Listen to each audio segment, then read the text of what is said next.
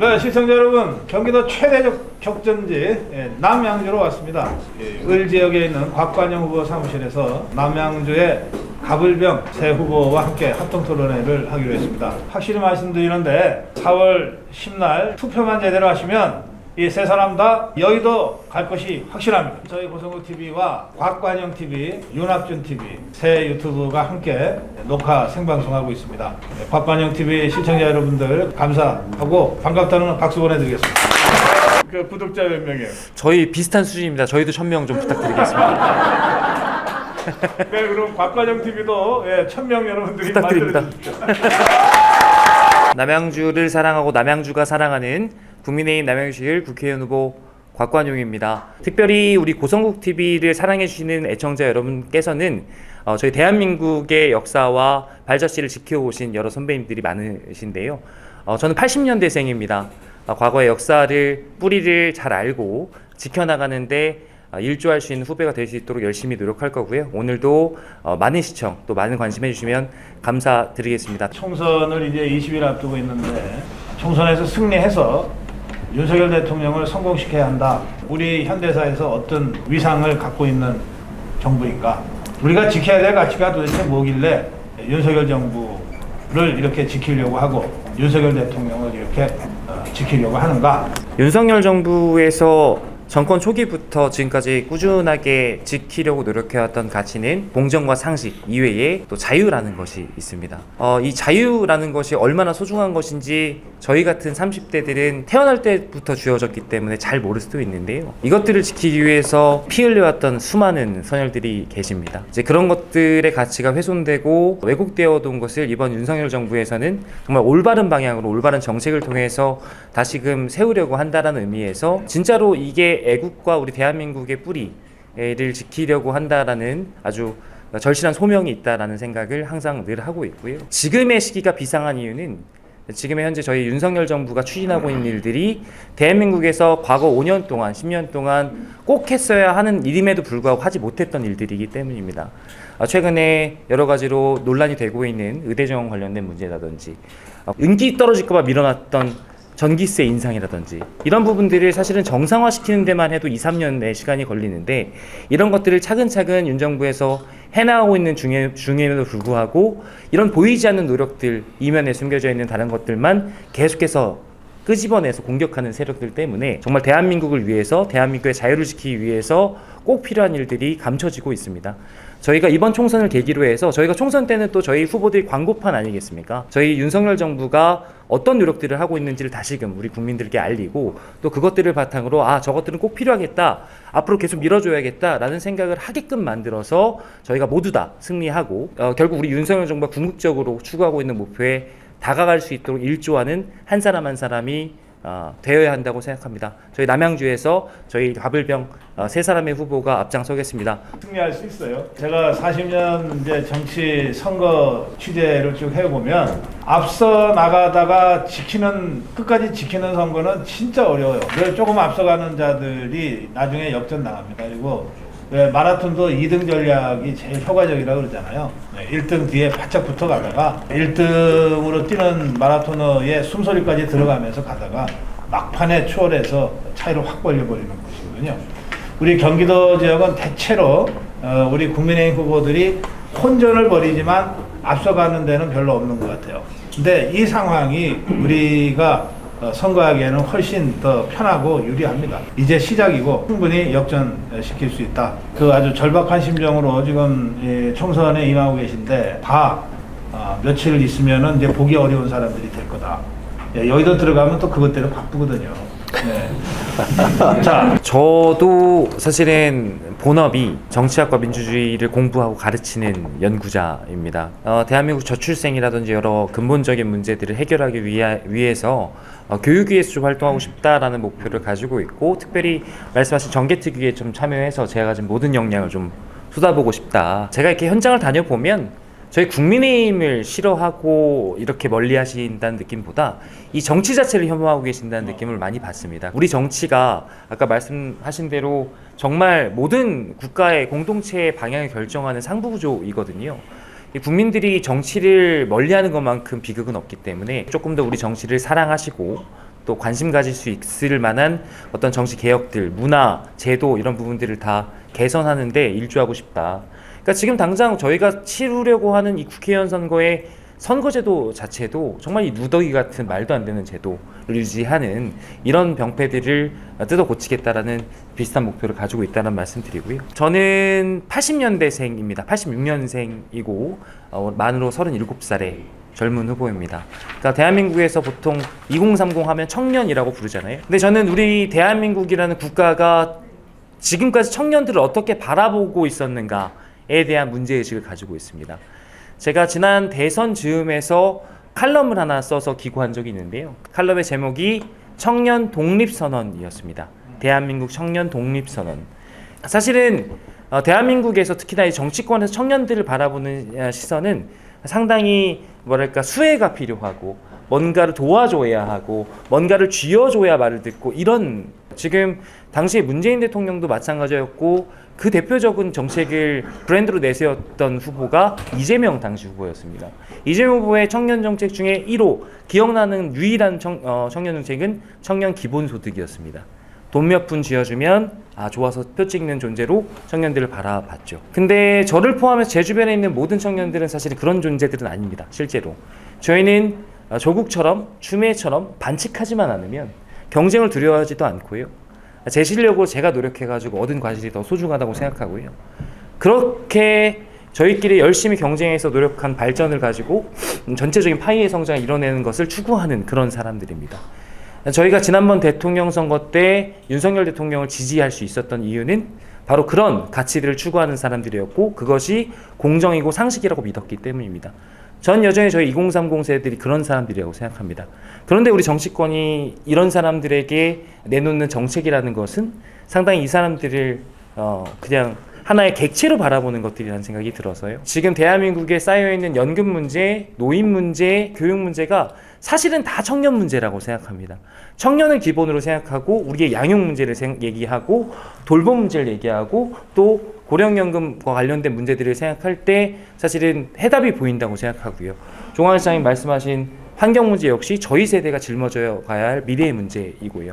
그래서 모든 것들을 이 청년을 바라보는 관점으로부터 패러다임을 바꿔나가겠다라는 생각을 가지고 있고 그런 청년들을 대표하는 청년 후보로서 공정한 경쟁만 하게 해달라 이런 플랫폼을 만들고 싶고 오랫동안 추진해오던 전문 청년 정치인들 육성 플랫폼이 있습니다. 꼭 국회에 들어가서 완수해서 저희 같은 미래 세대들이 정말 건강한 가치관을 가지고 대한민국을 이끌어 나가는데 국회의원으로서 일조하고 싶은 그런 마음입니다. 이 세 분이 함께 하시기에 참 어려워요. 다른 두 후보에 대해서 칭찬 한 말씀씩 해주세요. 마지막에 해야 컵니가 좀 아니 제가 해야 안 어려워요. 아니 저 생각났어요. 아니 제가 해야 돼요. 왜냐면은 마지막에 하면 좀 컨닝이 돼서 좀 쉬워요. 아니 내가 할 거야 내가. 아무래도 가불병으로 할 거야 가불. 예 이렇게 군인들이 이렇게 무모합니다. 이렇게 말하면 이게 소통이 안 되는 거예요. 자리 좀 바꿔주십시오.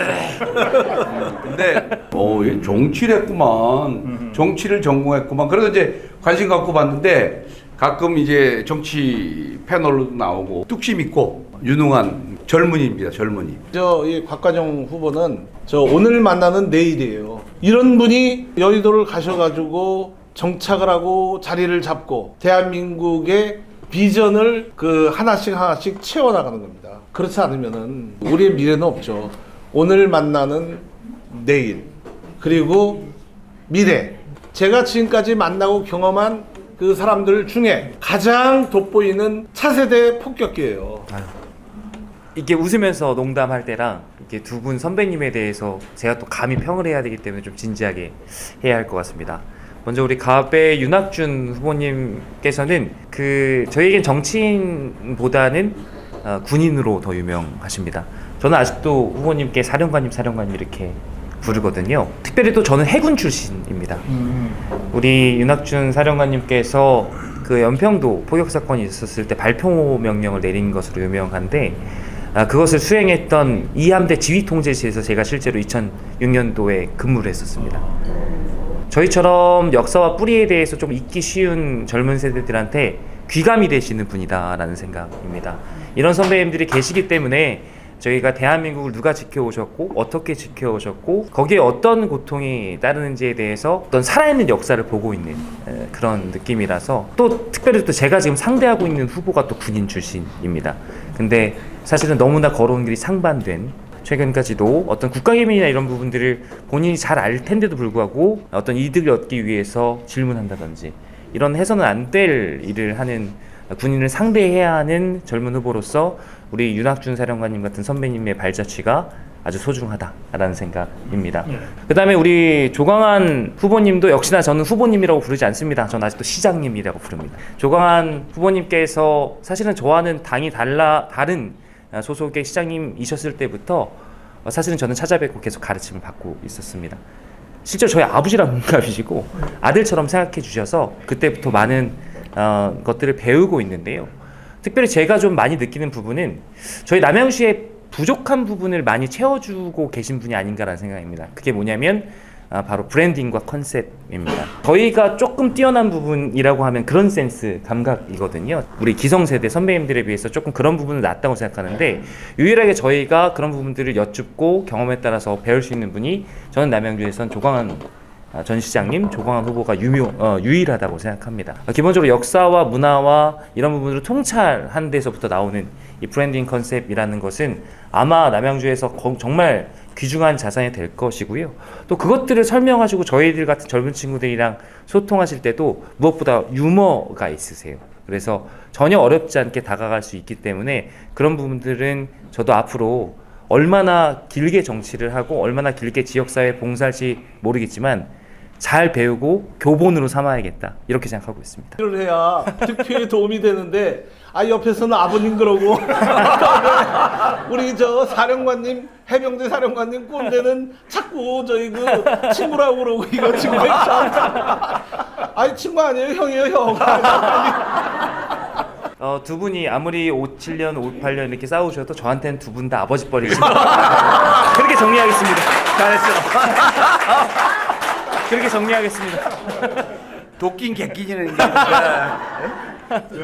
시장은 일 잘하기로 소문난 주광덕 국민의힘이 맡고 있어요. 이번에 가벌병 새 지역의 후보가 전북 국회에 진출하면 그러면 시장과 3명의 지역구 후보, 지역구 의원이 이 의기투합해서 밀어붙이면요 진짜 안 될 일 없고 못할 일 없어요. 제가 남양주를 사랑하는 마음에 대해서는 아마도 저를 아시는 분은 의심하시지 않을 거고요. 그래서 제가 남양주를 걱정하는 것도 저를 위한 거, 또 앞으로 자라날 제 아이를 위한 그런 고민들일 겁니다. 하나 아쉬운 게 있다면 저희 남양주는 좀 급속한 성장을 이루면서 좀 내실은 없이 공룡처럼 덩치만 좀 커진 측면이 있습니다. 최근에 그 주광덕 시장님 들어와서 그 광역교통망이 완성되는 쾌거가 있었습니다. 지자체 중에서 가장 많은 철도가 지나가는 도시가 되었어요. 그래서 서울로 또 경기도의 다른 도시로 지방으로 나가기 좋은 도시가 되었습니다. 근데 이렇게 광역교통망이 눈부시게 발전하는 동안 이것들을 활용하기 위해서 남양주에서 남양주로 이동해야 하는 시민들의 고충들은 더 커졌습니다. 지하철이 개통했는데 집에서 가기가 멀어가지고 멀리서 바라보는 그런 어떤 부러운 존재가 돼버리거나 버스 타고 가야 되는데 버스가 오지 않아가지고 막 발 동동 구르고 기다리거나 기껏 나갔는데 원래 어플리케이션에서 가르쳐준 시간이랑 달라가지고 속는다거나 똑같이 모두가 교통대책을 이야기할 때 어떤 교통대책이냐가 중요하다고 생각하고 아마도 그것이 민주당의 후보와 제가 가지고 있는 생각의 깊이가 될 겁니다. 이 남양주의 단거리 순환교통을 위해서 그 자율주행차 도입을 시도하고 있고 그냥 큰 병원이 아니라 어린이 병원을 유치해서 남양주 16개면 중에 달빛 어린이병원 운영하는 데가 다선 한 군데밖에 없다는 게 말이 안 되지 않습니까? 저희 별내동에서 별내면에서 진저부에서 오나부에서 제 또래의 어린아이들 키우는 젊은 부부들은 저녁에 아이가 아프면 서울로 나가야 합니다. 그런 부분들을 정확하게 알고 있는 제가 지역 발전의 구석구석을 챙기겠다는 말씀을 드리고요. 꼭 강조드리고 싶은 것은 남양주는 너무나 넓기 때문에 어떤 곳이 쭉 발전하면 항상 그 그림자가 짙어지기 마련입니다. 이 4호선이 개통하기 위해서 그 소음과 분진을 참아냈던 기시창 주변에 우리 진저읍 주민들, 그 다음에 별내동이 쭉 발전할 때 저쪽에서 그린벨트에 묶여서 발전이 좀 저해됐던 별내면 주민들 관심을 가지고 사랑을 쏟는 일을 결국 게을리지 하지 않겠다. 그렇게 동행하면서 발전할 때 진짜 남양주의 내실 있는 발전이 있을 것이다. 그런 방식의 공약들을 계속해서 준비하고 있습니다. 이제 저희를 도와주시는 길은 저희를 국회로 보낸 길은 제가 아까 소리에 말씀드린 것처럼 전화 와서 너 혹시 남양주에 아는 사람 있냐? 그럼 어디야? 덕소? 야 거기 조광한 후보가 나왔는데 야 거기 좀 도와줘라. 거기 좀 잘해줘라. 아 여기 어디 여기 별내? 야 곽관영이 나한테 도와줘. 이게 도와주는 겁니다. 그 외에 와서 이거 많이 한다고 이게 별로 도움이 안 되고 그거 전화를 잡고 전화를 해서 도와주는 게 저희를 살려주는 길입니다. 살려주셔야 됩니다. 그럼 저희가 잘하겠습니다. 감사합니다. 대한민국과 남양주에서 사랑해주신 덕분에 여기까지 성장했습니다. 이제 잘 자란 남양주의 아들이, 대한민국의 아들이 우리 공동체에 보답할 때가 됐습니다. 기회를 주십시오. 더 겸손하고 낮고 배우는 자세로 함께하겠습니다. 고맙습니다.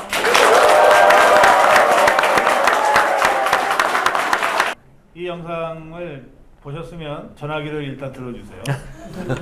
그리고 남양주를 찾으세요. 네, 여러분들 전화기에 입력되어 있는 전화번호 중에 지인, 친척, 뭐 선후배, 뭐 사돈의 팔촌까지 한두 명 이상 꼭 있을 거예요. 여기가 인구가 70만? 74만입니다. 74만인데 74만 중에 여러분 아는 사람 한 명 없다면 이건 간첩이지. 그러니까 그렇게 해서 전화 한 통화 해주세요. 여러분들의 그 전화 한 통화가 우리 남양주 갑의 윤학준, 을의 박관영, 그리고 병의 조강한을 국회로 보낼 수 있는 가장 강력한 힘입니다. 남양주였습니다. 고맙습니다.